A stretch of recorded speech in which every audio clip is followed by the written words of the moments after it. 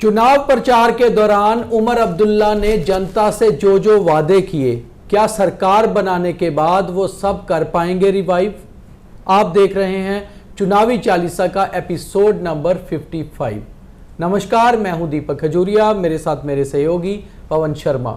और हर रोज की ही तरह आज के दिन की हलचल और कल जो बड़ा दिन है जो होने वाला है उससे पहले की क्या हवा है वो आपको दिखाते और सुनाते हैं। सबसे पहले तो कल 11:30 बजे SKICC डल झील के किनारे उमर अब्दुल्ला जम्मू कश्मीर यूटी के पहले चीफ मिनिस्टर के रूप में शपथ लेंगे। ये उनकी दूसरी शपथ होगी एज ए चीफ मिनिस्टर। इससे पहले वो 2009 में कांग्रेस NC अलायंस के मुख्यमंत्री बने थे, मगर इस बार अच्छी खासी मेजॉरिटी भी है, मगर राज्य से यूटी हो चुकी है, इसलिए पावर्स वो नहीं होंगी जो पिछले बार थी। और जब शपथ ले लेंगे तो फिर ये भी देखना होगा कि और क्या क्या चीज़ें बदली हुई हैं। मगर फिलहाल तो शपथ का जोश है और श्रीनगर में अब यही है कि पॉपुलर गवर्नमेंट आ रही है, जो एक अच्छी खबर है। तो पवन जी, बाद में समीकरण क्या रहता है? फिलहाल तो नेशनल कॉन्फ्रेंस में अच्छी खासी खुशी की लहर है। क्या वो श्रीनगर हो जहां वो मेजॉरिटी में जीते हैं, और जम्मू के भी उनके दफ्तर में या उनके नेता बहुत खुश नजर आ रहे हैं। देखिए, एक तो आंकड़ा पूरा हो चुका है, जो उनको चाहिए था उससे ज़्यादा है। तो जाहिर सी बात है कि काफ़ी समय से नेशनल कॉन्फ्रेंस इंतज़ार में थी कि कब हम सत्ता संभालें। ये बात अलग है कि अब स्टेट जो पहले थी उसकी सत्ता और यूटी की सत्ता में बहुत फ़र्क, ज़मीन आसमान का फ़र्क है। लेकिन खुशी है कि मुख्यमंत्री बनेंगे। मुख्यमंत्री बनना कोई छोटी बात नहीं होती है, पहले भी रह चुके हैं, इस बार फिर बनेंगे। लेकिन सबको साथ लेकर चलना आसान कार्य नहीं होगा। अपोजिशन स्ट्रांग है, और साथ में बड़ी बात यह है कि कांग्रेस जो है उनके कुल 5 मेंबर जीते हुए हैं, और जम्मू संभाग के अंदर कांग्रेस नामात्र है, उनका भी गैप भरना है। और जम्मू से NC के जो कैंडिडेट जीते हुए हैं उसमें सिर्फ एक हिंदू है। तो तमाम आबादी को देखते हुए काम कर पाना मुश्किल है, लेकिन मुझे लग रहा है कि सेंटर के सहयोग से सरकार अच्छी चल जाएगी। एक बड़ी चीज़ और है पवन जी की, आज से पहले जब भी हम कवरेज करते रहे हैं 25 साल के करीब, आप भी लगातार कई सरकारें जब बनती हैं, शपथ ग्रहण से पहले एक बहुत शोर हुआ करता था कि मंत्री कौन कौन बनेगा। और हम भी कई बार जाकर अलग अलग MLA से बात किया करते थे, तो ये पता चल जाता था कि किसको बुलावा आया है। वो कहते हैं जी फ़ोन आ गया, और बहुत सारे लोग तो अपना नया सूट, नई अचकन सिलवा के बैठे होते थे, उसी से आइडिया हो जाता था। बहुत से लोग कहते थे कि बुलावा आ गया है, क्योंकि ये एक पारंपरिक चीज़ होती है कि जिसको शपथ लेनी होती है उसको भी राजभवन से फ़ोन आ जाता है कि आपको इतने बजे पहुंचना है। क्योंकि राज्यपाल हो या उपराज्यपाल, एक सूची तैयार होती है कि आपको कितने लोगों को शपथ दिलानी है, और वो सूची जाती है जो सरकार बना रही होती है पार्टी, उसकी तरफ से। मगर आज इसमें अभी तक सस्पेंस है। अभी तक कोई भी नेशनल कॉन्फ्रेंस का विधायक या कांग्रेस का विधायक खुलकर नहीं बता रहा कि आखिर किसको बुलावा आया है और किसको नहीं आया है। क्योंकि ये तो जाहिर सी बात है कि सभी विधायक तो वहां पहुंचेंगे, मगर वो दर्शक दीर्घा में बैठेंगे बाकी लोग, और वही स्टेज पे जाएंगे जिनको बुलावा आया होगा। मगर अभी तक बुलावे को लेकर पवन जी संदेह है। देखिए, पहले क्या होता था, पहले जब भी सरकार का गठन होना होता था उससे 2 दिन पहले तमाम मीडिया हाउसेस भी अनाउंस कर देते थे, उनके घरों में पहुंच जाते थे, क्योंकि उस समय बल्क में बनते थे, 20 से 25 मंत्री बनते थे, तो बड़ी जल्दी पता चल जाता था। और अब बन रहे हैं थोड़े, और वो भी सारे जाके कश्मीर, जम्मू संभाग में जो कश्मीर का मीडिया है वो वन साइडेड चल रहा है। इवन कश्मीर वालों को भी नहीं पता किसको, नहीं, वो चला ही नहीं रहे, कुछ नहीं चला रहे हैं, कुछ उनको भी नहीं कुछ पता। जम्मू वाले हवा में तीर फिर चला देते हैं, वहां तो कुछ भी नहीं चल रहा, वहां तो ऐसे हो रहे हैं, हाँ NC के इतने, बस उमर शपथ ले रहे हैं, इतना ही काफी है। और मुझे लग रहा है कि कल शायद सभी लोग शपथ ना ले, हो सकता है थोड़े लोग ले, और ये भी हो सकता है कि सभी ले लें। क्योंकि बुलावे की अगर हम बात करें तो डायरेक्टली किसी को भी हमें अभी तक सूचित नहीं है कि किसको आया होगा, लेकिन क्यास है कि कुछ लोगों को आ चुका है। तो बड़ी बात यह है कि किस किस को बुलावा आया है शपथ लेने का, इसका तो पूरी तरह से साफ नहीं है, मगर शपथ ग्रहण समारोह में किस किस को शामिल होने का बुलावा आया है वो हम आपको बता देते हैं। राहुल गांधी कांग्रेस के लीडर ऑफ ऑपोजिशन लोकसभा में, और बड़े नेता मल्लिकार्जुन खड़गे कांग्रेस प्रेसिडेंट, ये दोनों के पहुंचने की संभावना है। और इसके साथ साथ KC वेणुगोपाल और D राजा जो CPIM से हैं, वो भी कल शपथ ग्रहण समारोह में श्रीनगर आ सकते हैं।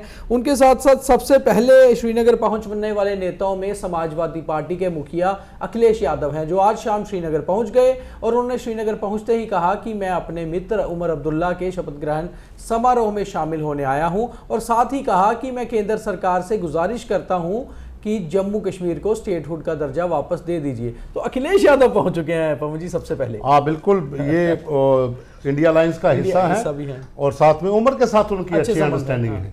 तो हो सकता है कि वो एक पर्सनली मैसेज भी होता है कि नहीं अखिलेश आप आओगे, तो अखिलेश यादव तो आज ही पहुंच गए हैं, तो बाकी भी शायद आज रात तक कहूँगे। अब तो डे नाइट का तो चक्कर नहीं है फ्लाइट का, रात तक भी फ्लाइटें आती हैं, तो आज भी लोग बहुत से पहुंचेंगे और हो सकता है, मुझे यहाँ तक लग रहा है कि भारतीय जनता पार्टी का कोई बड़ा लीडर ना बुला लिया जाए। अच्छा पवन जी, एक खबर और इसी बीच आ रही है कि बीजेपी ने भी अपने एमएलएस को कहा है कि आप भी शपथ ग्रहण का हिस्सा बनिए, जाइए, जो जो कश्मीर पहुंच सकता है पहुंचिए।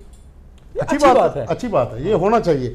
देखिए आपकी सरकार बन रही है, जम्मू कश्मीर की सरकार है, आप भले ही अपोजिशन में हो लेकिन मुख्यमंत्री आपका भी है, तो अगर आप शपथ समारोह में जाते हो, उनको बधाई देते हो, तो ये गुडविल जेस्चर होगा और अच्छा है, संकेत अच्छे होते हैं कि आप अगर हाथ से हाथ मिलाकर चलते हो तो आपके मसले भी बहुत जल्दी हल हो जाएंगे और लोगों को भी लगेगा वाकई यार अपोजिशन में है लेकिन वहां पर मौके पर स्ट्रॉन्ग अपोजिशन तो रहेगी। मगर एक चीज है कि बीजेपी ने अपने विधायकों को कह देना भी बहुत अच्छी बात है कि आप जाइए, शपथ ग्रहण में शामिल होइए, जो जा सकता है जो जा सकता है। तो कल पता चलेगा कितने विधायक इनके शामिल हाँ बिल्कुल, बिल्कुल। और दिल्ली से जैसे आपको अंदेशा लगातार आप कह रहे हैं कि शायद कोई ना कोई आए, तो कल पता चल जाएगा कि वो कल पता चलेगा, क्योंकि उसकी अभी तक कोई, अगर कहा जाए तो अभी तक कोई ऐसी जानकारी नहीं है। लेकिन जो खबरें हैं कि डॉक्टर फारूक अब्दुल्ला हैं, वो कोई भी खेल खेल सकते हैं, कोई पता नहीं, बाद में सब लोग वेट कर रहे हैं और बाद में पता चले प्रधानमंत्री नरेंद्र मोदी जो है वो कश्मीर पहुंच रहे हैं। महबूबा मुफ्ती ने तो साफ कर दिया वो शपथ ग्रहण में आ रही है। हाँ नेचुरली, वो एक तो वहाँ पर कश्मीर में ही है और दूसरा अब उनका आना भी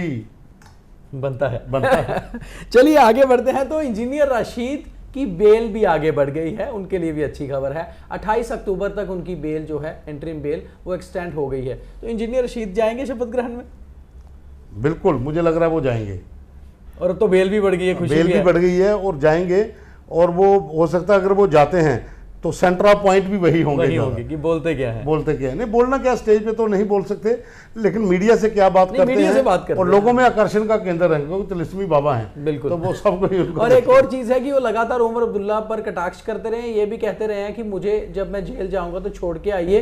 तो अब तो उमर अब्दुल्ला चीफ मिनिस्टर है, मुझे लगता है यहाँ भेजेंगे या छोड़ के आएंगे। तो ये सारे आज की जो एक्टिविटीज थी वो रही। दो खबरें पवन जी और हैं जो चुनावी चालीसा में मुझे लगता है बात करनी जरूरी है, चुनावों से ही जुड़ी हुई है। चुनावों में हार के बाद कुछ नेता बौखला जाते हैं। आपने भी आज दिन में खबर की कि ये राजौरी पुंछ को अलग यूटी बनाने वाली जो बात, एक बहुत ही मैच्योर नेता हैं चौधरी जुल्फिकार, बुद्धल से अपनी सीट तो हार गए बीजेपी में ज्वाइन करने के बाद, मगर देखिए मंत्री भी रहे, ये कौन सी नया शगुफा है, राजौरी पुंछ को यूटी कैसे बनाएंगे? देखिए उनका एक बयान है कि जो भी सरकारें रही उन्होंने राजौरी पुंछ को इग्नोर किया। तो भाई साहब आप मंत्री थे, आप भी तो मंत्री थे, आपकी सरकार थी। आप पीडीपी में मंत्री थे और जब आप मंत्री थे तो आपके पास जो डिपार्टमेंट थे वो राजौरी पुंछ के अंदर उनके कितने काम हुए हैं वो भी आपको हिसाब देना होगा ना। अगर इग्नोर सरकारों ने किया है तो you are the part of that government, आप उस समय उस सरकार का हिस्सा थे और आपको, और इस समय ये बात करना, मुझे यहाँ पर हम लोग स्टेट की बात कर रहे हैं कि वापस स्टेट आए, आप एक 2 जिलों को यूटी बना रहे हो, 2 जिलों को यूटी बना दीजिए। यहाँ पर मांग चल रही है भाई आप हमें हमारी स्टेट वापस दीजिए, यूटी से काम नहीं चलता है। स्टेट आ जाएगी, मंत्रियों के काफिले भी बढ़ेंगे, मंत्री पद भी और बढ़ेंगे और कई साधन पैदा हो सकते हैं। और आप कह रहे हो खाली राजौरी पुंछ को यूटी बना दें, तो फिर दूसरी मांग ये उठनी चाहिए कि जम्मू को ही अलग राज्य बना दो। तो सबसे बढ़िया तो वो अलग स्टेट, इसकी बात भी शायद दोबारा से उठना शुरू हो जाए। मगर फिलहाल कुछ नेता हार से बौखलाए हुए हैं, कुछ भी बयान दे रहे हैं, शायद उनका मतलब कुछ है नहीं।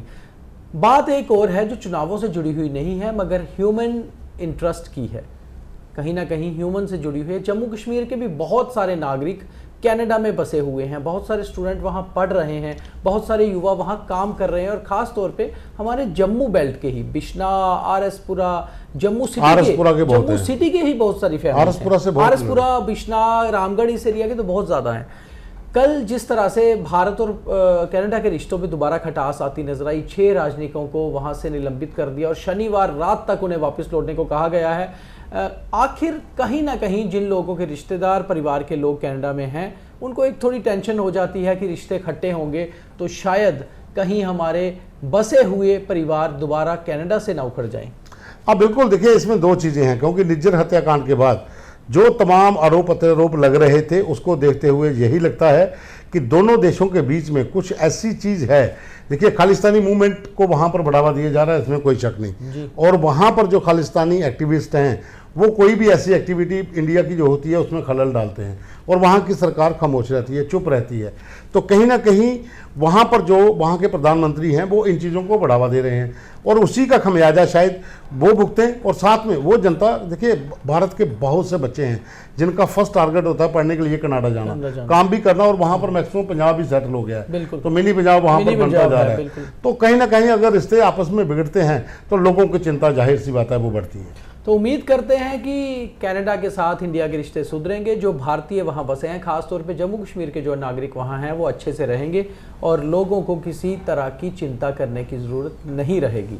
तो आज के चुनावी चल से हमें इतना ही। कल शाम को हम आपको ज़रूर बताएंगे कि आखिर उमर अब्दुल्ला ने शपथ ग्रहण के बाद कहा क्या, कोई बैठक की, कोई मीडिया से बयान दिया, और उनके मंत्री कौन कौन है इसकी भी चर्चा। कल दिन भर जिस तरह से आप हमारे रिजल्ट्स में हमने आगे बढ़कर आपको खबरें दिखाई, चुनावों में भी दिखाई, कल हम शपथ ग्रहण के बारे में भी जो बेहतर और एक्सक्लूसिव खबरें होंगे वो आपके तक पहुंचाएंगे। कल सुबह उमर अब्दुल्ला के बारे में खास इंटरव्यू बीजेपी के कदावर नेता, फायरब्रांड नेता सुनील शर्मा का 9 बजे जरूर देखिए। बहुत धन्यवाद।